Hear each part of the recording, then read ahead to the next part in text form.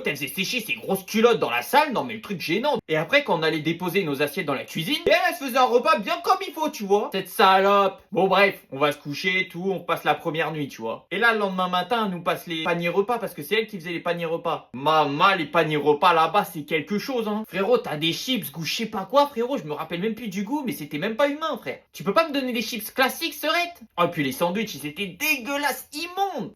On va pas juger, tu vois, on nous accueille. Bon, en fait, la meuf, elle est clairement là juste pour la thune, tu vois, elle a rien à foutre. Elle, c'est bénéf au max, tu vois. Elle en avait rien à foutre de notre gueule, elle nous a pas parlé, alors que le but, c'est de parler en anglais. Au final, on a fait que parler français entre nous. Et donc, c'est pas mal, on visite le premier golf qui a été créé au monde, on visite des universités, tout ça, c'est sympathique. Et à un moment donné, on va visiter un château, sur une île. Un peu comme le Loch Ness, mais c'est pas le Loch Ness. J'ai jamais vu autant de moucherons au mètre carré te rentrer dans la gueule. À la fin de la journée, je pense que j'avais mon quota de protéines pour aller soulever à la salle. Tellement j'en ai bouffé. C'était une horreur, tu voyais pas à 10 mètres tellement qu'il y en avait. Et on avançait. En plus, on a fait une course d'orientation, fallait courir. Frérot, t'étais là, tu chopais des moucherons en pleine route. Tu savais plus regarder. Et enfin bref, donc on rentre le soir. Et là, au final, c'est pas un vieux qui vient nous chercher. En fait, le vieux, c'était l'ex de la vieille. Et lui, il était juste taxi, tu vois. Mais du coup, le soir, on rentre à la maison. Et là, c'est pas une vieille qui nous ouvre, c'est une jeune. Mais The Big, qu'est-ce qui se passe dans cette baraque? Et en fait, c'était sa fille. Non, mais c'était trop Cluedo là-dedans. Tous les soirs, c'était pareil, frérot, des plats de merde, une ambiance de merde. À un moment donné, on rigolait, nous, dans la chambre. Et là, il y a un que mec qui débarque. C'est pas possible. Ils sortent d'où, les gens? En fait, la meuf, elle hébergeait un mec, un Français en plus de ça. Et le mec, il avait un mini appartement dans la baraque. On l'avait jamais vu, frérot. Et il nous dit, voilà, demain, je passe le permis, est-ce que vous pouvez faire moins de bruit, tout ça et tout.